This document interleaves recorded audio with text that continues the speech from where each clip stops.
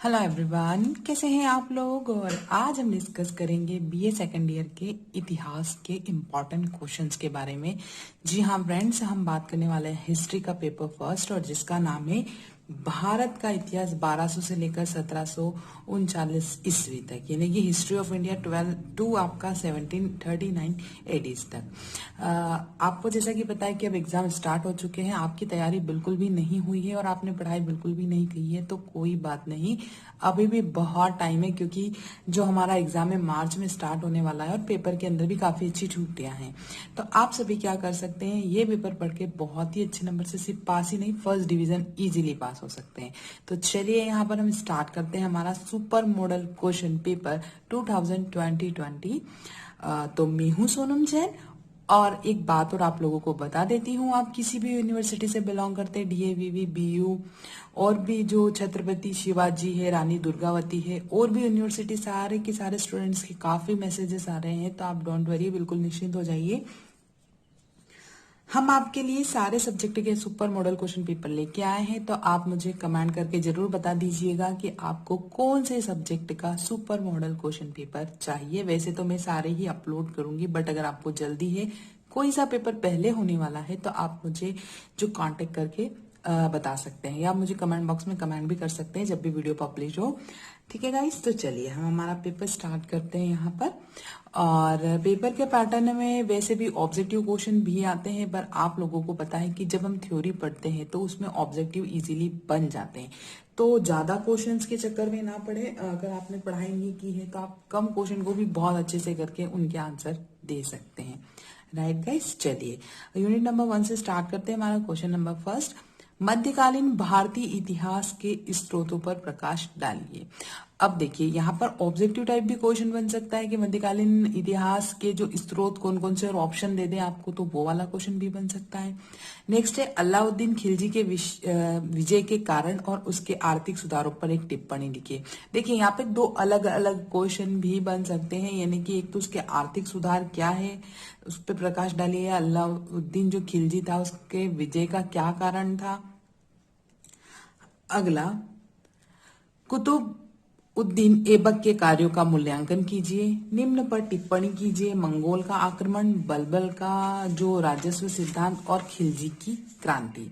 अब देखिए यहाँ से टिप्पणी से बड़ा क्वेश्चन भी बन सकता है, छोटा भी बन सकता है। तो अब आप क्या करेंगे कि कौन टाइप के क्वेश्चन याद करेंगे। आपको मैक्सिमम कोई भी क्वेश्चन जो 500 वर्ड्स का याद करके एग्जाम में जाना है, ताकि शॉर्ट आंसर बने तो भी आप लिख सके 100 वर्ड्स में, और अगर बड़ा आंसर बन जाता है तब भी आप इतना तो लिख पाए कि जो उसका क्वेश्चन का आंसर इजीली दे पाए। राइट गाइस, चलिए अब हम यूनिट नंबर 2 की बात करते हैं।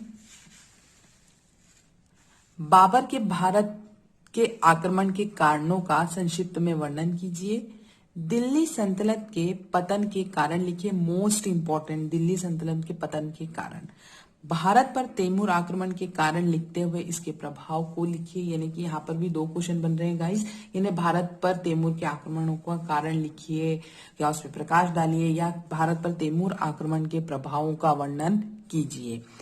भारतीय इतिहास में राणा कुंभा और राणा सांगा की भूमिका पर प्रकाश डालिए, या शॉर्ट नोट लिखिए राणा कुंभा, शॉर्ट नोट लिखिए राणा सांगा, या फिर भारतीय इतिहास के शूरवीर राणा सांगा को पर टिप्पणी लिखिए। इस टाइप से जो क्वेश्चन यहाँ पर बनेंगे। निम्न पर टिप्पणी लिखिए, मोहम्मद बिन तुगलक की नीति की असफलता, यानी कि जब मोहम्मद बिन तुगलक ने जो अपनी नीति दी थी उसकी असफलताओं के क्या कारण थे उसको समझाइए। फिर फिरोज शाह तुगलक का प्रारंभिक परिचय, यानी फिरोज शाह तुगलक कौन था संक्षिप्त में समझाइए। फिरोज शाह तुगलक पर प्रकाश डालिए, या इस टाइप से कोई क्वेश्चन यहाँ पर आपका बन जाएगा। वैसे क्वेश्चन एज इट इज बन जाएंगे, कोई दिक्कत नहीं आएगी आपको। अब नेक्स्ट है आपका यूनिट नंबर 3। निम्न पर टिप्पणी लिखिए, अकबर की धार्मिक नीति जिसको जाना जाता है दीन ए इलाही के नाम से। तो डायरेक्ट क्वेश्चन ऐसे भी पूछा जा सकता है कि दीन ए इलाही की स्थापना किसने की थी, ये ऑब्जेक्टिव क्वेश्चन भी बनता है। या फिर इसके स्थापक कौन थे, कब हुई थी, इस टाइप से, या इस पे शॉर्ट नोट भी बन सकता है। मराठों का उत्कर्ष जिसको शक्ति का उदय के नाम से भी जाना जाता है, यानी कि मराठों की शक्ति का उदय कब हुआ, इसके क्या कारण थे, या मराठों की शक्ति का उत्कर्ष से आप क्या समझते हैं। सूफी मत सिद्धांत क्या है। नीदर शाह का आक्रमण एवं उसके प्रभावों पर प्रकाश डालिए। मुगल साम्राज्य के पतन के कारण लिखिए। शिवाजी का प्रारंभिक व शासन प्रबंधन का संक्षिप्त वर्णन कीजिए। चलिए अब हम स्टार्ट करते हैं हमारी यूनिट नंबर 4। और एक और इम्पोर्टेंट बात, वीडियो अच्छी लगती है लाइक करें, नहीं लग रही तो डिसलाइक जरूर करें। साथ ही साथ में आपकी कोई क्वेरीज है, कोई क्वेश्चन है तो मुझे कमेंट बॉक्स में बताना बिल्कुल भी ना भूलें। और एक और इम्पोर्टेंट बात, जब भी आपका पेपर हो जाए, किसी भी यूनिवर्सिटी से बिलोंग करते हैं, आप मुझे फीडबैक देना ना भूलें। जरूर बताएं आपका पेपर कैसा गया, इस मॉडल क्वेश्चन पेपर से आपकी कितनी हेल्प हुई, इट मीन्स कितने क्वेश्चन आए तब भी बताएं, नहीं आए तब भी बताएं। हमने हमारा व्हाट्सएप नंबर भी शेयर किया हुआ है, तो आप मुझे उस पर भी मैसेज भेज सकते हैं। हाँ, हो सकता है कि बहुत सारे स्टूडेंट्स की शिकायत होती है कि मैं उस पर आंसर नहीं कर पाती हूँ, क्योंकि थोड़ा सा टाइम बिजी शेड्यूल होता है, इस कारण से मैं आंसर एकदम से सडनली नहीं दे पाती हूँ। कोशिश करती हूँ कि सारे स्टूडेंट्स के आंसर मिले और सभी सब्जेक्ट के सुपर मॉडल क्वेश्चन पेपर आप तक पहुंचे, तो आप मुझे उसके लिए भी कांटेक्ट कर सकते हैं। चलिए अब हम यूनिट नंबर 4 स्टार्ट करते हैं हमारी। संतलत कालीन प्रमुख सूफी संप्रदायों एवं संतों का वर्णन करते हुए सूफी आंदोलन पर प्रकाश डालिए। भारत में संत परंपरा पर प्रकाश डालिए। मुगल कालीन शासन पर एक लेख लिखिए। संतलत काल में आर्थिक एवं प्रशासनिक व्यवस्था पर प्रकाश डालिए। देखो फिर यहाँ पे 2 क्वेश्चन बन गए हैं आपके। संतलत कालीन की आर्थिक व्यवस्था पर प्रकाश डालिए या उसकी प्रशासनिक व्यवस्था पर प्रकाश डालिए, या लॉन्ग क्वेश्चन भी बन सकता है, संतलत काल की आर्थिक एवं प्रारंभिक व्यवस्था से आप क्या समझते हैं, इस पर प्रकाश डालिए। इस टाइप से क्वेश्चन बनेंगे। नेक्स्ट है आपका, भारत में चांद बीबी की भूमिका समझाइए, या इतिहास में चांद बीबी की क्या भूमिका थी, इस पर टिप्पणी लिखिए या इसको यहाँ पर समझाइए।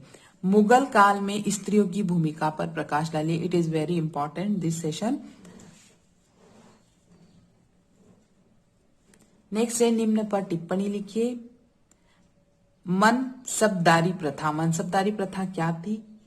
शाहजहां की स्थापत्य कला, रानी दुर्गावती और जीजाबाई। जी हाँ फ्रेंड्स, यहाँ पर रानी दुर्गावती पर शॉर्ट नोट लिखना आ सकता है, जीजाबाई पर शॉर्ट नोट लिखना आ सकता है। 2019 पर में जो जीजा पर शॉर्ट नोट लिखने का आया था। और हाँ, एक और इम्पॉर्टेंट बात मैं आप लोगों को बता देती हूँ, मैंने बीए सेकेंड ईयर की 2019 की पूरी प्लेलिस्ट भी डाली हुई है, तो आप चाहे तो उस प्लेलिस्ट को भी देख सकते हैं, वहां पर क्वेश्चंस भी देख सकते हैं कि 2019 में किस टाइप से क्वेश्चन आए थे और किस टाइप का पेपर आया था। क्योंकि कोविड के कारण 2 साल से एग्जाम नहीं हो पाई है, इसलिए हो सकता है कि आपको एग्जाम का पैटर्न नहीं पता हो, किस टाइप के क्वेश्चन आएंगे, क्या आएंगे, तो आप वहां पर वो पैटर्न भी देख सकते हैं। और अदर यूनिवर्सिटी वाले जो है वो भी पैटर्न देख सकते हैं। वैसे क्वेश्चन का पैटर्न अलग अलग यूनिवर्सिटी में थोड़ा सा डिफरेंस होता है, बट सिलेबस एक होने के कारण से क्वेश्चन यही आते हैं। और चूंकि आपको पता है यूजीसी ने अब एक सिलेबस कर दिया सारी यूनिवर्सिटी के लिए, इसलिए आपको कोई दिक्कत नहीं आएगी अगर आप ये पेपर करके जाते हैं। And thank you guys watching for my video and all the best for exam. Thank you.